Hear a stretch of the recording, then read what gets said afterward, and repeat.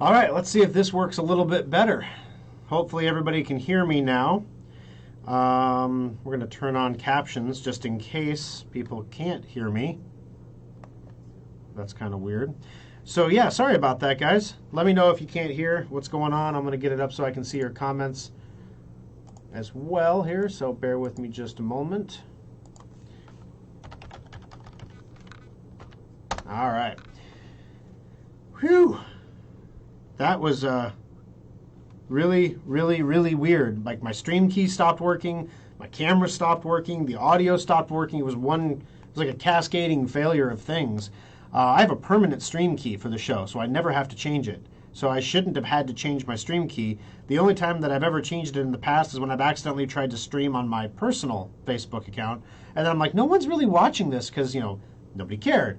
The lovely Kimberly was there, but nobody else. I was like, this is weird. Why is nobody watching? And then I'm like, oh, because I'm on my personal Facebook. So I was a little nervous that I had to change the stream key. So we'll see what happens with that.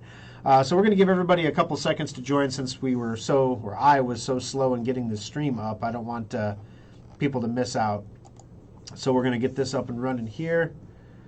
All right, Rogers, we're with you. Roger says he's with us with coffee in hand. Mitch says, that a better. Finally found you, Richard. It was Richard, it's not you, it's me. Good now. Technology is great when it works. Yeah, better what happened. Well, that's what ended up happening was I switched the audio input, and apparently it caused some kind of a cascade failure that caused everything to stop working, except on my end, it said everything was working great. My phone starts going off like a Christmas tree. It's a lovely Kimberly saying, no one can hear you. Stop, stop, stop. No one can hear you. And I'm like, what? And I double-checked all the settings, and everything looked great. So I was like, this is weird. But if the lovely Kimberly says she can't hear me, she probably can't hear me. So I check everything out, and sure enough, there was all kinds of stuff under the hood that wasn't working. So anyway, welcome aboard, everybody. Glad to have you here. Thank you for sticking with us last week. The lovely Kimberly and I, and all the children's had a great vacation. We went to South Carolina, went to Charleston, and we did an Airbnb thing. First time we've ever done an Airbnb. It went pretty well. We were having a debate before we left. Do we take the F-350, the big truck, for the cargo capacity, or do we take my wife's Explorer for the seating capacity and then add a little thing on the back, to hold the luggage or whatever? We ended up taking her car, and I'm so glad we did. The things that you don't... Okay. This is my first long-duration trip to the East Coast. I mean, I've been to the East Coast. I've driven around. I've had a taxi drive me around, but I've never actually existed a week on the East Coast, okay? And especially in Charleston, we were in the historic part of Charleston, right? So, like, this is the house where George Washington came out of after, blah, blah, blah, blah, blah. And this is the house where he saw when he came out. And the architecture of this house inspired him, must have, because the guy that designed this house is the same guy that got to design the White House. And you're doing all the carriage tours and everything. So maybe the streets are a little bit smaller in Charleston than they are everywhere else. But if we would have driven the F-350, we wouldn't have been able to get anywhere. Literally, we may as well have just walked, because everything is so tight, so cramped, so not as clean as here. Not dirty, really, but just not as clean.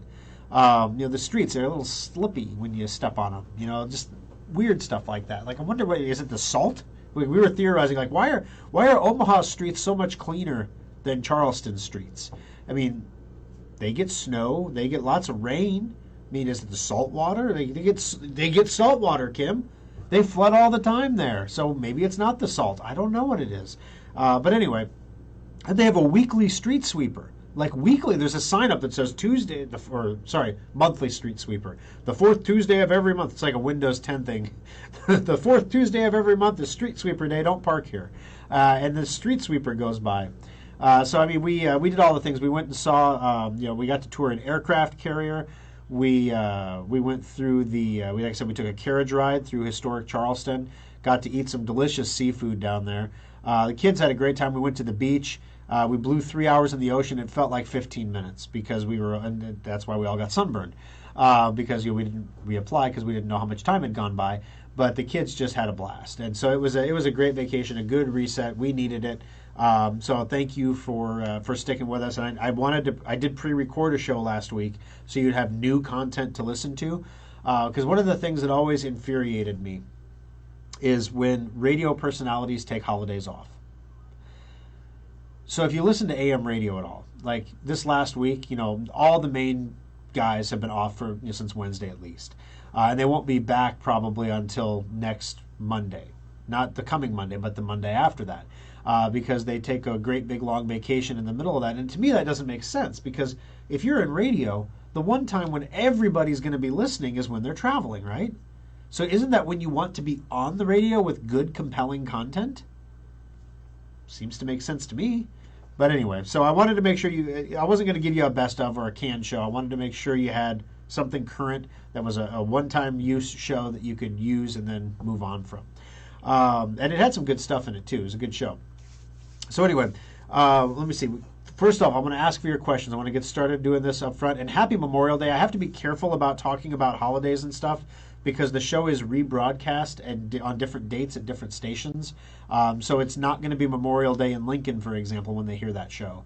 So I try not to remind people that they're getting day-old donuts, you know what I mean? But if they want, they could listen to the Facebook. They could listen to KFAB. It gets into Lincoln perfectly clear.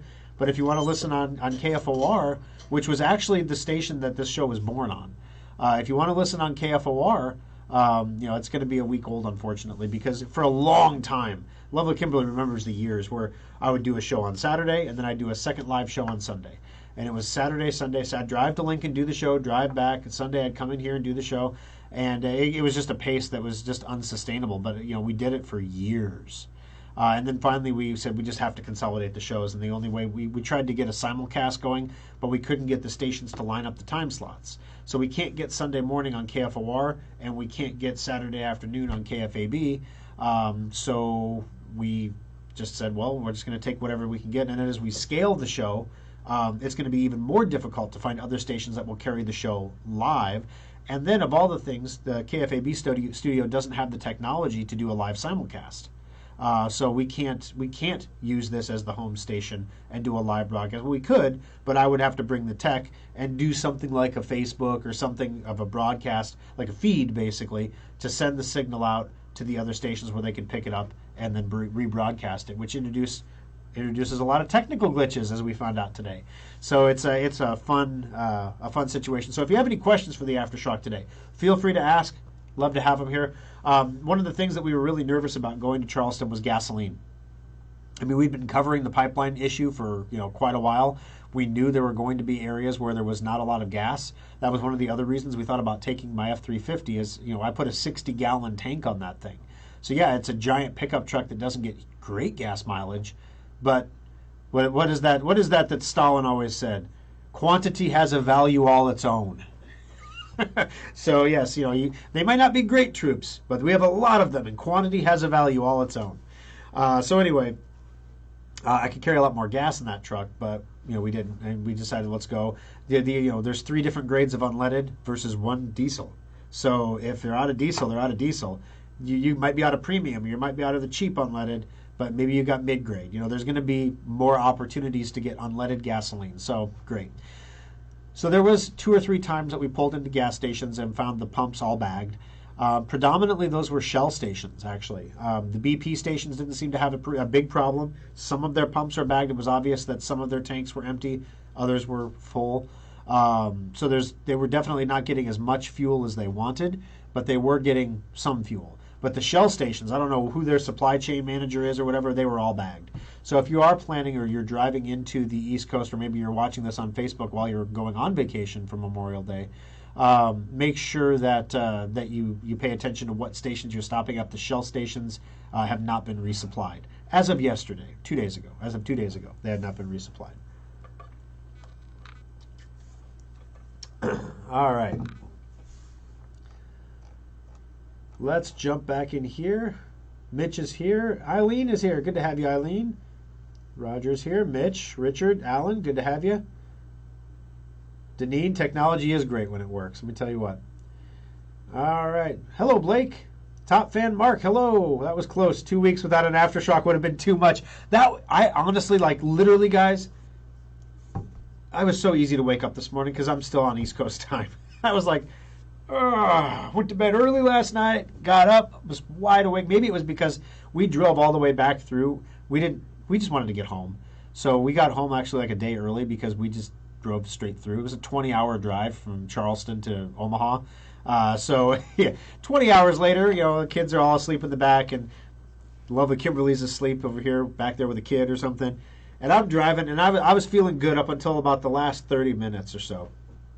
And then I switched into what I will affectionately call Thor Schrock autonomous driving mode, where I am driving, and I'm turning the curves, and I'm staying in the lines, and adaptive cruise control's got the speed under control, and I'm just existing in a diminished state of consciousness.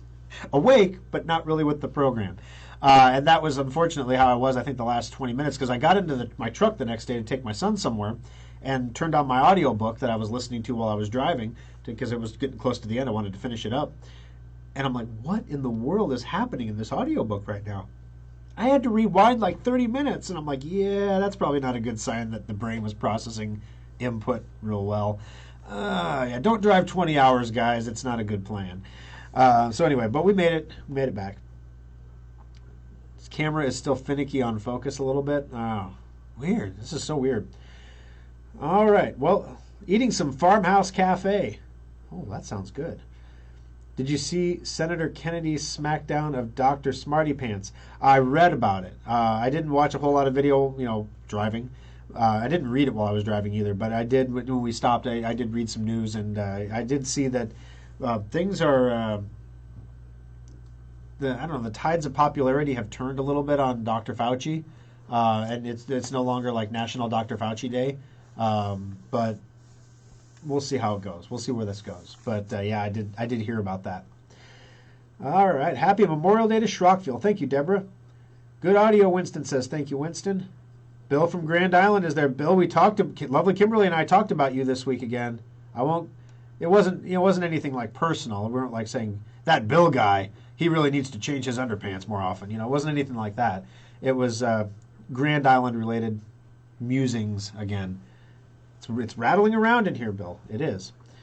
Yeah, we went to Fort Sumter, USS Yorktown, a helicopter tour. The helicopter tour was cool. They lined up the helicopter as if you were landing on the aircraft carrier, which would have been super cool if you're going to do a helicopter tour on an aircraft carrier. Why? And it's an aircraft carrier. Why can't we land and take off from the aircraft carrier? Why do we have to use the grass field over here? I get it. It's a tour. It's a museum. There's people walking around. Helicopter wash, bad, all that stuff. But oh yeah, Isle of Palms, the Boone Hall Plantation. This was great. Now I know my son is asleep, so I can say this safely. But so we went and saw a plantation, and here in Nebraska, you hear plantation and you think, ooh, that's a slave thing, right? That's where the slaves worked. In the South, plantation is a synonym for farm. So 3/4 of Nebraska is plantation. If you were in the South, right? So it means farm. And so we went and did this Boone Hall Plantation tour. And there was where one of the first cotton gins was established, and the tour guide was like, and gin is just short for engine, cotton engine, and the other stuff. And my son is, here's the slave quarters. Okay, slave quarters, great.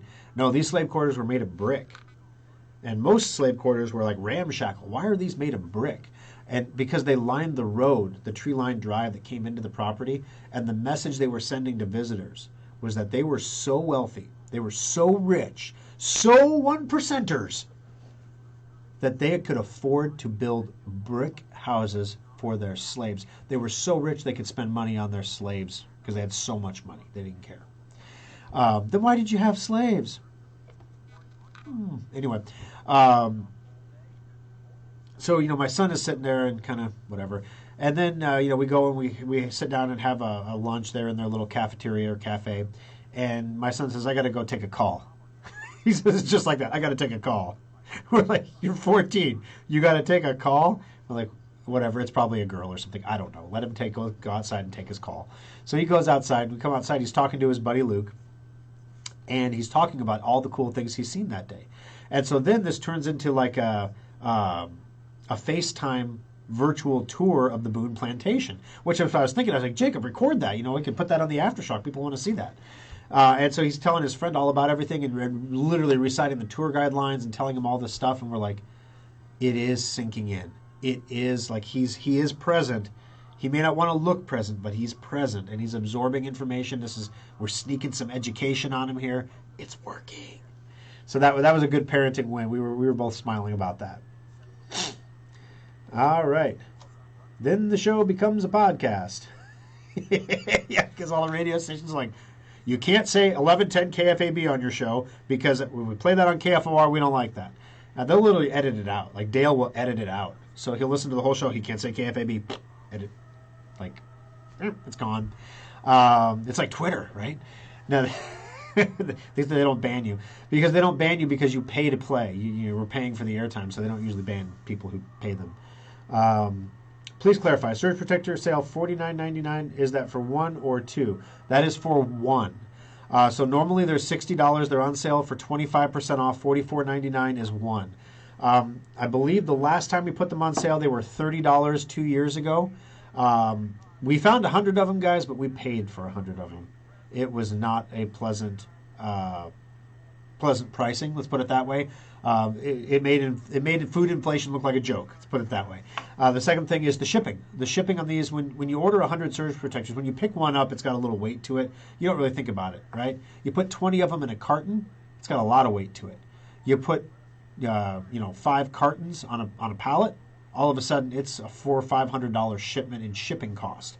Shipping prices are off the charts right now. So anyway, that is the price for one surge protector. And honestly, guys, we think we can replenish. We haven't asked like how many more we could order. We thought we were gonna be happy if we could get 15 units and just replenish the available stock we normally carry on hand throughout the service centers. Each service center usually has 3 or 4 on hand, so we were going to be really happy if we could get like 15. And then Parker said, "Hey, I found them," and I texted him back and I said, "Well, how many can you get?" And he's like, "Well, I was going to get 15." I was like, "See if there's 100 available." And he says, "They say there are." And I'm like, "Well, buy them." And he's like, he didn't tell me the price. I'm like, "Buy them," because the stuff that's coming down the pike, guys. We're going to see shortages in wireless routers. I added a new wireless router to our house when I got back from vacation. I had it for a week. I just hadn't gotten around to setting it up. Set up our mesh network in the house because we had some weak internet upstairs. It's coming, guys. The shortages are going to get shorter. If you see a car you like, you need to buy the car you like. If you see a house you like, you need to buy the house you like. If you see a computer you like, you're going to save money buying the computer now than waiting. We're going to put off the cost increases as much as we can. But, I've often said we don't make a ton of money on computers. Where we make our money is on service. So we make our money with security subscriptions and data transfers and maintenance checkups and all the things that you do to keep your technology working the way you want it to work. The gateway to get into those services for most people is buying one of our computers, and then they learn about all the great things we do, and the more they learn, the more they like, and the more they come in. Some people just come in with their existing computers, and we acquire customers that way, and same thing. Then their HPs or Dells last a lot longer because they're being maintained and taken care of. The base model Asus computers that we use for the Intrepid and the Gallant. They're the same VivoBook line, just different internal guts. $50 price increase per unit. So the Intrepid is $799, the Gallant is $999. So what, a 10% price increase would be $70 on the Intrepid, and we've seen a $50 price increase on the cost side. So it's stupid, and it's working its way through the supply chain. So the Intrepid has gone up $50, which the Gallant now has not gone up yet, but we're watching the available inventory declining. It's just when they replenish with the next batch, it's going to go up. That's why before I left, I made sure that the shops were fully stocked with laptops, computers, and as we sold them, even while I was on vacation, I was still ordering replacement units to make sure that we kept the supply up, so I didn't come back to a depleted supply. It's going to get stupid, guys. So if you are in the market I'm not saying go out and buy a computer if you're not going to buy a computer. I mean, that's dumb. buy the things you're going to need. Let me give you another great example. The lovely Kimberly and I, 4 years ago, looked at adding sprinklers to our lawn. Yes, that's right. I am so wealthy, I don't even have sprinklers in my front yard. Well, we got a quote from a sprinkler company in Millard, and they came out and said it was going to be about $3,000 or $1,500 to $3,000, depending on the head attachments and things we choose. Lovely Kimberly, help me out. What's the quote now? Is it $7,000, $8,000 2 years later? And they ain't laying copper pipe, guys. It's not like a commodity thing. It's plastic pipe. But wow. I mean, the inflation is just insane, and we're going to have to, eventually we are going to have to pass it on. Eventually we will. But my thought here is if we can hold out for a quarter or 2 quarters or maybe till the end of the year before we start passing that cost on, maybe well, number one, the lovely Kimberly will love me because she won't have to print a whole new catalog. We can just reprint the existing catalog and get some more. So yay. Number two, you'll love me because the prices of the computers will be a little bit lower for a little bit longer.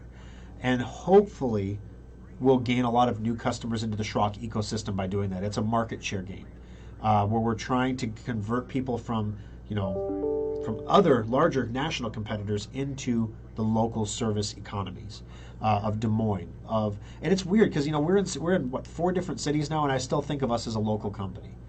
And I don't know at what point the switch gets flipped in your head where you're like, we're a national company now. But, if HP had is Apple a local company? Because they got local repair facilities and I think you could make an argument that Apple is a lot more local than HP is, or Dell. Apple employs local people, supports local economies, makes deposits in local banks, uses local service providers to make repairs and facilitate repairs to their facilities and plant and equipment. So you could kind of make the argument. I don't know. We're still. I consider us local because we have one owner. We're not a national conglomerate, and we have a very personal relationship with our customers. We love to talk to our customers.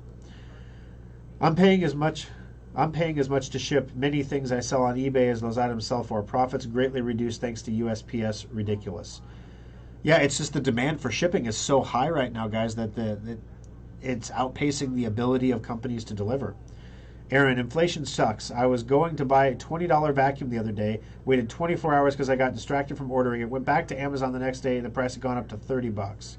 Yeah, Lovey Kimberly confirms the sprinklers were $8,000 this time around. So I still don't have sprinklers in my yard because literally, I'm like, I refuse to pay $8. I am going to get a shovel and lay that gall darn pipe myself. You can just come out and hook it up for me, all right? Because I ain't paying you $8,000 to dig a trench in my yard, bury a plastic pipe, attach some fittings, and call it a day. That is ridiculous. $8,000. I can make an addition to my deck for, oh, no, you can't. That was more than $8,000, even though we had it quoted 2 years ago as well.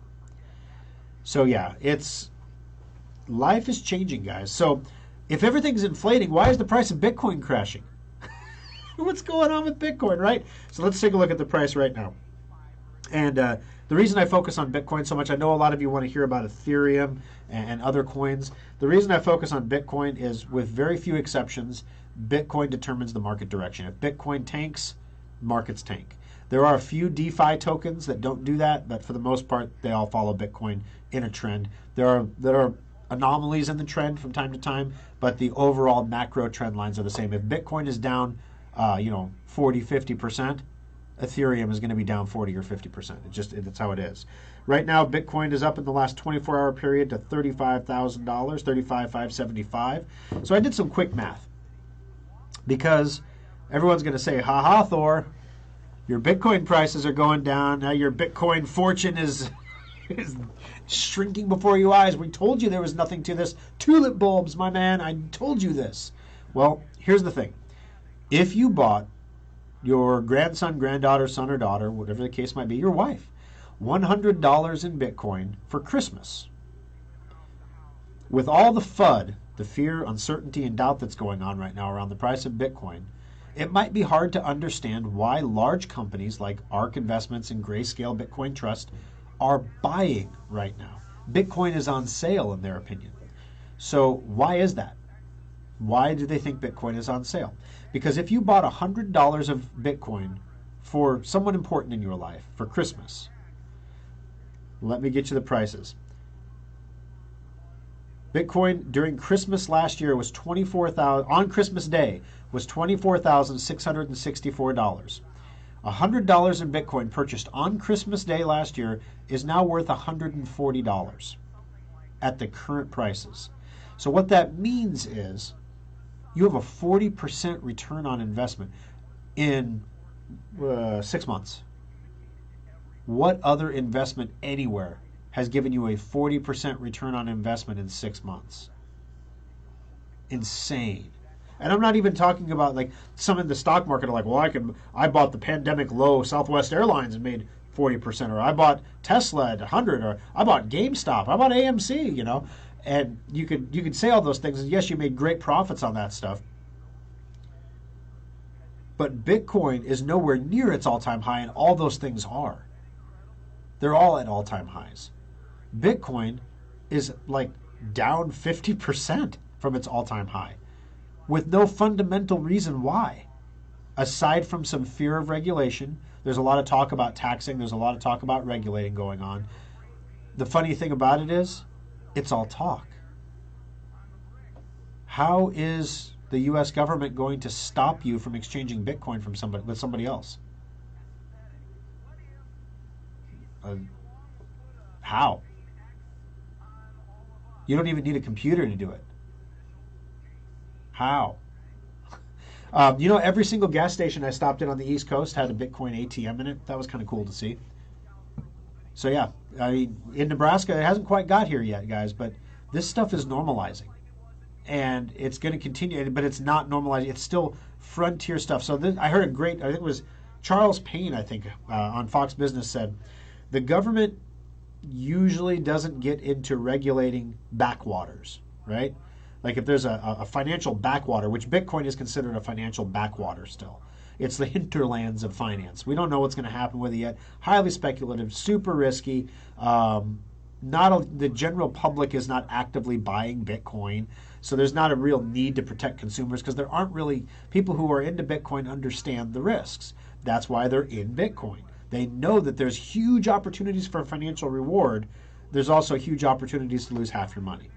So, or all your money, or whatever the case might be. If you're a trader like me, you lose all your money. That's why I don't trade anymore. I just hold. I just buy and hold. For me, Bitcoin's on sale. I bought another $3,000 worth of Bitcoin this week because when it was down at $31,000 again, I wasn't going to pass that up a second time.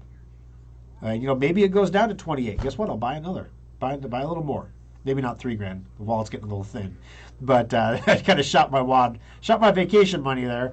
I didn't buy any souvenirs, honey. I just didn't see anything I liked. No, the long and the short of it, guys, is I think it's on sale right now. All the fundamentals show that Bitcoin is going to be above $80 to $100,000 by the end of the year. Now, all the fundamentals in the world, and $5 will buy you a couple Starbucks, right? So that's why it's called speculation. That's why it's backwater. But what Charles Payne said was, normally the federal government does not get into regulating backwaters.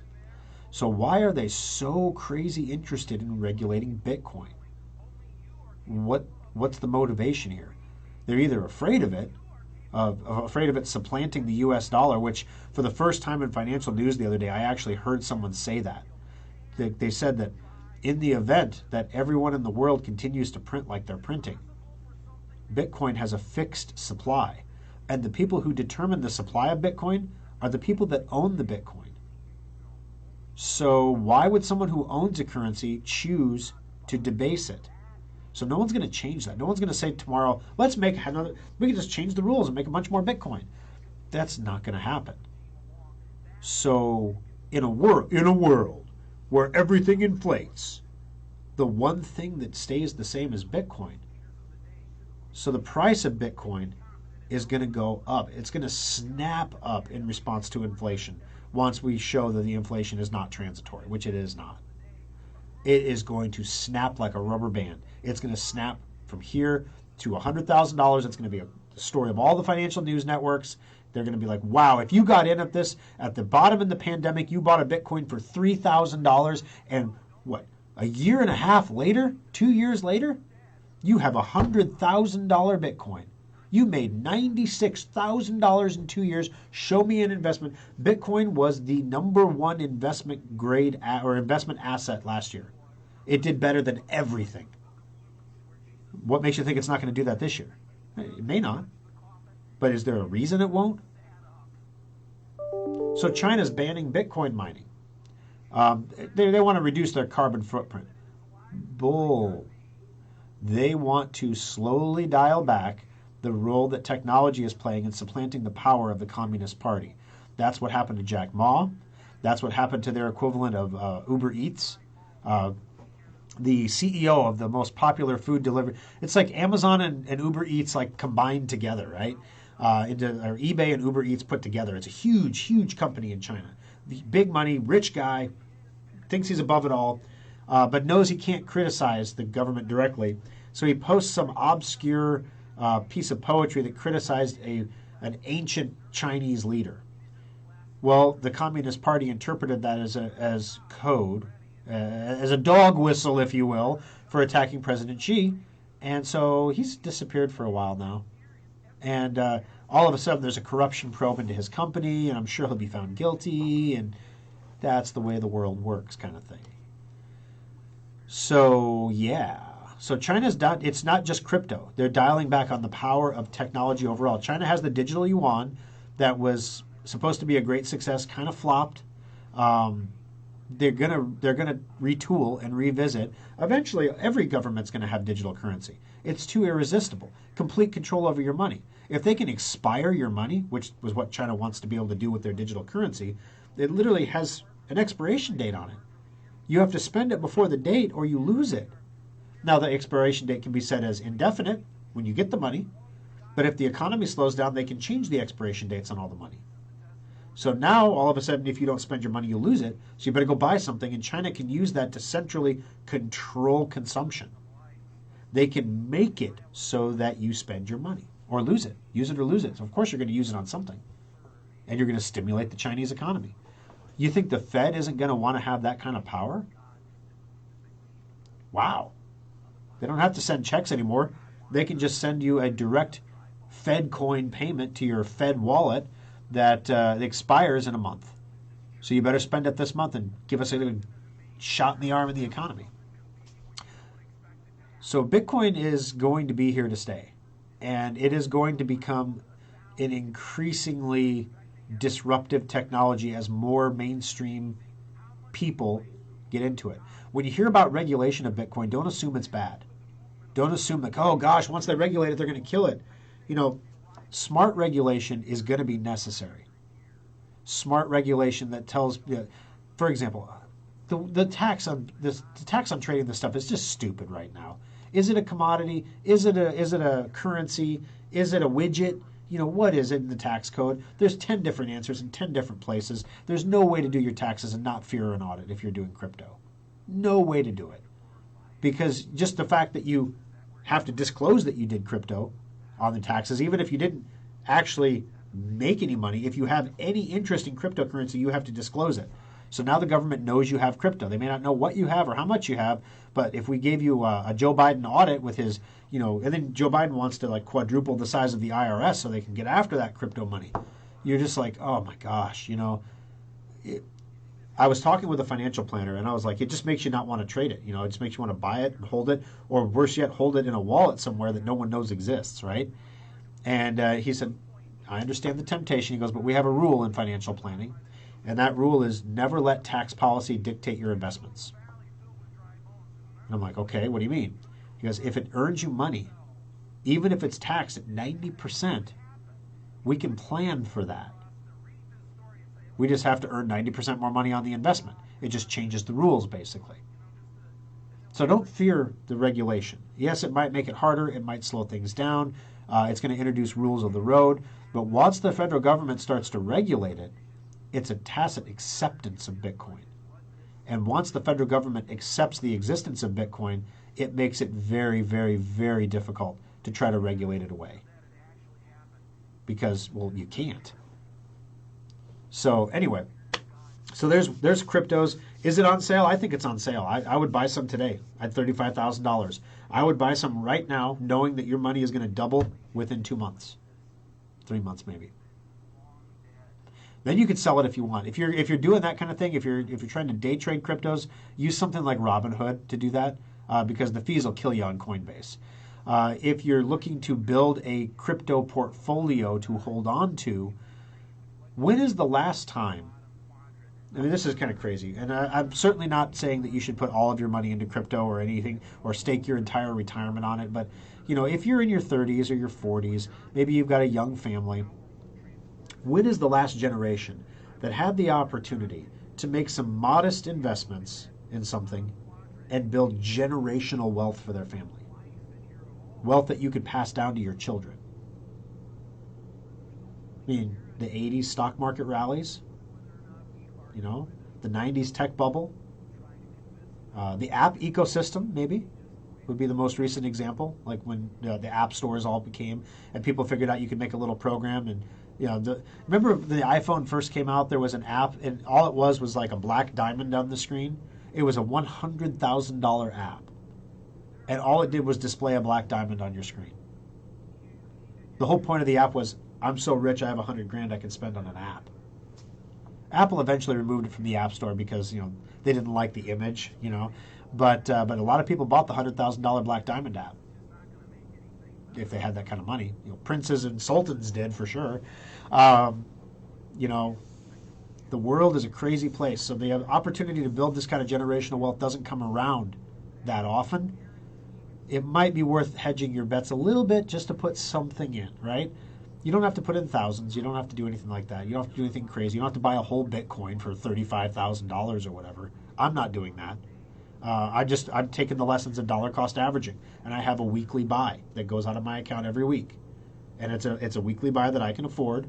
That if I lost the whole weekly buy, I would certainly not be happy about it, but I'm going to still have the coins in my wallet, the cryptocurrency in my wallet. If the US dollar value of the cryptocurrency is zero, this market's been around long enough that I know it never goes to zero unless you're buying what I call poo coins, except I don't say poo. If you're buying the S coins, it's not the Schrock coins, different coin. If you're buying the S coins, you're running the real risk that it could go to zero because those are pump and dump coins. That's the whole point of them existing. But if you're buying Ethereum, if you're buying Bitcoin, if you're buying Coronado, if you're buying Uniswap, the coins and the tokens that actually have a utility and a case use to them, they're not going to go to zero. They may go down, they may go up, but they're not going to go to zero. And so eventually, don't worry, the Fed will inflate their value, so you'll be able to break even. It'll be awesome. All right, let me check questions again.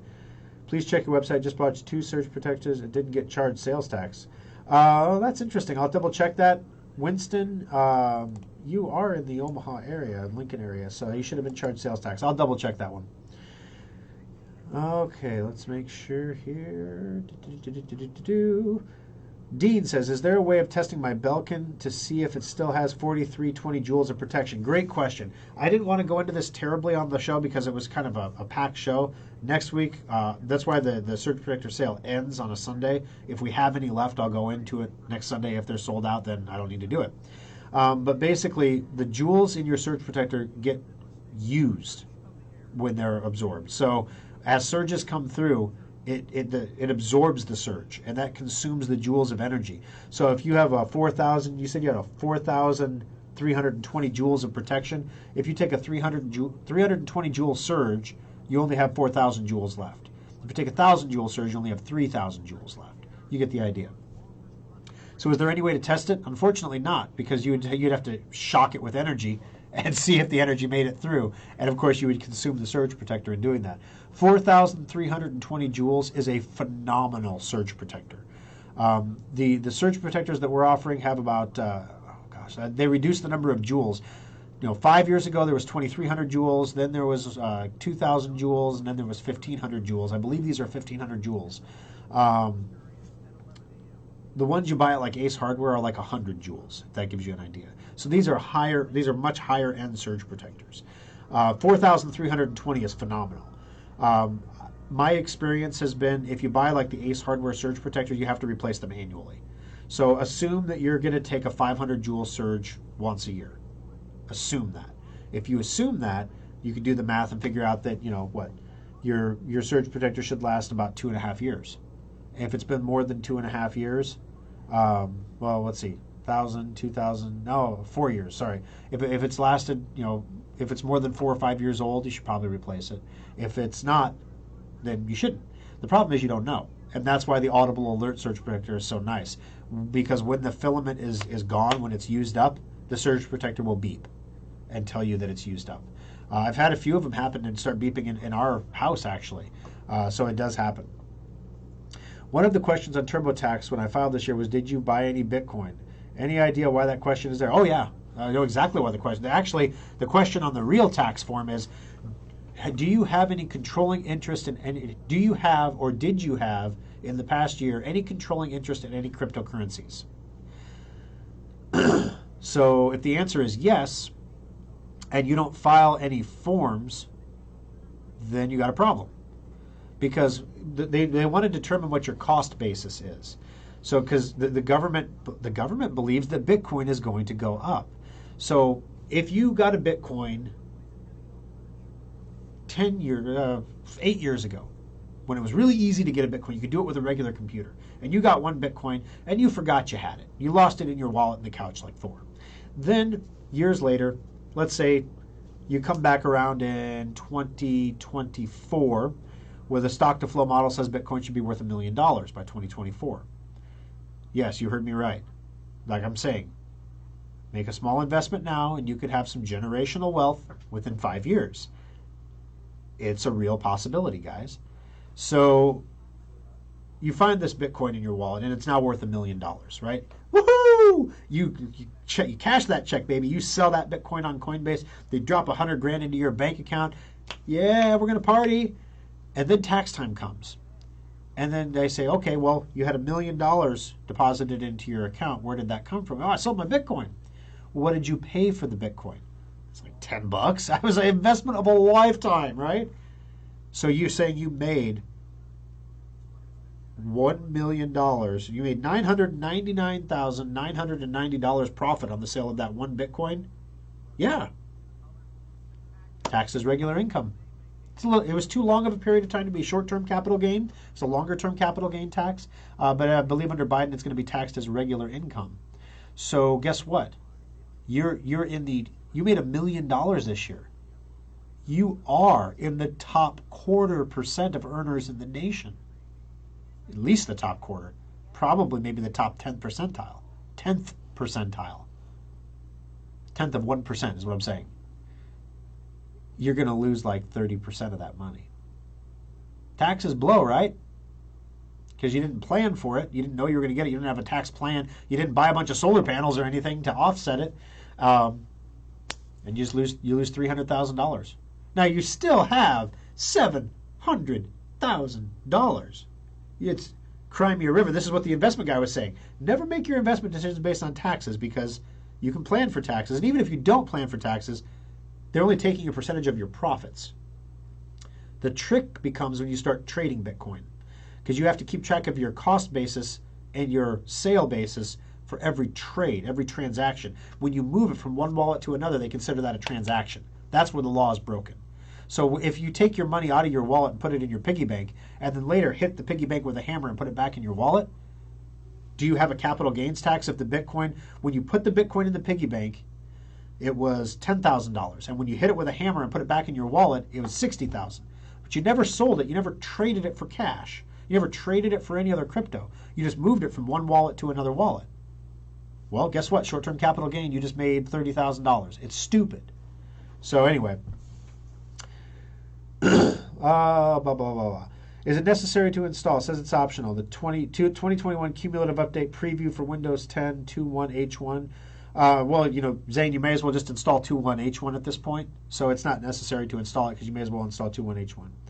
Did I miss the cost of the surge protector? $44.99. I just said it was 25% off. I didn't go into the pricing and the costs. Trying to drive a little traffic to the website because we are closed on Monday, right? So we want to put a day together. I'm like, never mind, guys. I got this. let's sell some surge protectors. And I was talking to Parker about it, and he was like, really, you want to do a surge protector sale? You want to use a week of radio for that? Because as you might imagine, guys, we're not making a ton of money selling them for $45 a piece, right? Even at the old prices, we weren't, and we certainly aren't paying the old prices for things. So I'm like, you know what, Parker, I bet you I sell them all in the week. He's like, no way. I'm like, yeah, I bet we'll sell 100 of them in a week. When we've done the sale in the past on surge protectors, we've sold, a couple, 200-300 in a week. The price is a little bit higher because, the costs have gone up. But with that said, it's been a couple years since we've done a surge protector sale. We have a lot of new listeners that have never heard about the benefits before. Now, I didn't talk about the benefits on the radio because I also have a lot of listeners who have been waiting 2 years for these to go on sale. I'm not joking, 2 years waiting for a sale on them. People call, when is the next sale on this going to be? And the staff's like, we don't know. We can't even get them right now, so we're not going to be putting them on sale. Also, one thing that I'll do here on the program, it's not available on the website right now because we only have one left.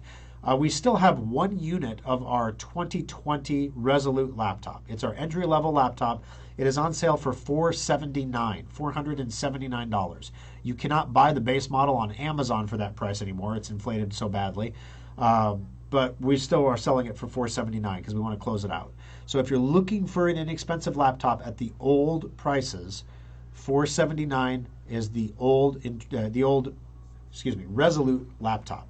It's going to have 4 gigs of RAM. It's going to have 120 gig hard drive in it. The memory is not upgradable. The hard drive is upgradable. It's a 15-inch screen, no touch screen, no backlit keyboard. This is the plain Jane entry model laptop, but it's perfect for somebody who's going to use it as a plain Jane laptop to check email, do a couple bill pays. Grandma uses it, whatever. It's perfect for that. Kid laptop, perfect for that. All right. Last call for questions, guys, because I'm running out of coffee and my throat's starting to act up on me here. But I want to give you a good value since I didn't get you an aftershock last week. So I wanted to make sure we did a little bit of time here. All right, let's see. My Surface 3 is 20H something. Yeah, so 20 is 2020. So you're 20H1 or 20H2. So you want to be 21H1. That's the current version of Windows 10 that's out. And the Surface computers should be getting this automatically. They're Microsoft computers, for heaven's sake. All right. Oh, last thing, guys. Chrome has a new update. If you have Secure Updater, which, guys, if you don't, the patches are coming so fast and furious that I'm sometimes, I catch them sometimes before the staff does. And I'm like, hey, Brian, Secure Updater needs a patch for this. Because I have an alert that comes up on my screen and maybe he's not in front of his screen, and we got like 5 guys that monitor these patches and make sure that we get them pushed out within 8 hours of release. But Google Chrome came out with Chrome version 90. It's got some new tech in it, the V8 tech, which is also going to be, if you don't want Chrome because you don't like the Google spyware, Chromium is the open source version of Chrome that has the same V8 tech in it now, as well as the Edge browser, which is Microsoft's version of a Chrome browser with Microsoft's junk in it instead of Google's. But it also has the V8 tech. Google Chrome has become a huge resource hog. It was getting to the point where people were abandoning Chrome because it was just too slow. And Edge was actually faster because it was Chromium with Microsoft wrap on it. So people were switching, and Google couldn't have that. So they improved the technology to make sure it was a faster browser. So they incorporated the new V8 tech into it, which also made Edge a faster browser. So I don't know if there's any win there or not, but at least it's not as bad of a resource hog. Something to keep in mind there as well. All right. I got to wrap it up, guys, because my voice is starting to quit on me. Apparently, you take a week off, you get out of shape, So I'm going to wrap it up here, guys. I won't be in the service centers on Monday because we are closed on Monday. The website will be open. If you're interested in that laptop that I talked about, just give us a call at one of the service centers. They will call around to the other ones for you and find out who has that. I'm trying to remember. I believe it's Papillion that has it in stock. The Papillion Service Center has the one laptop in stock. But we definitely want to, if somebody wants it, we want to make sure they get it and we lock it down for them so we don't accidentally double sell it to somebody because I can't get these anymore. Well, I wouldn't pay the price. $800 is the price on Amazon for the unibody. That's before you put the high-end hard drive in it. Yeah, not cool. So anyway, if you want to pick that up, it's $479 in the service centers. It's a great opportunity to cash in on a really inexpensive laptop if you're looking for one. Thanks for joining me, guys. I appreciate it. We'll be back again next weekend. We'll do another live show with another live aftershock. Hopefully, we'll be talking about Bitcoin at 45,000 by then. We'll see what happens. But if you buy $100 of Bitcoin at Christmas, a 40% gain isn't bad. So to get back down to 20, if it drops to $25,000, you're still profitable. Let's put it that way. So you got a lot of room to fall yet, a lot of key support levels to break through, and there's every reason to believe that this is going to snap back like a rubber band at some point in the future. And when that does happen, I'm going to guess it's sometime during earnings season. Businesses are going to report how much Bitcoin they bought, and yeah, all of a sudden you're going to notice that, hey, the supply is a little thinner than it used to be, and people are going to snap it up. So anyway, wrapping it up, guys. Thank you very much for being here. I appreciate it. We'll talk to you all again next weekend on Compute This. Until then, we'll see you in the service centers. Closed Monday, back open Tuesday. We're open today from noon to 5 if there's anything you want to get taken care of. Have a great weekend and a great Memorial Day. Be safe.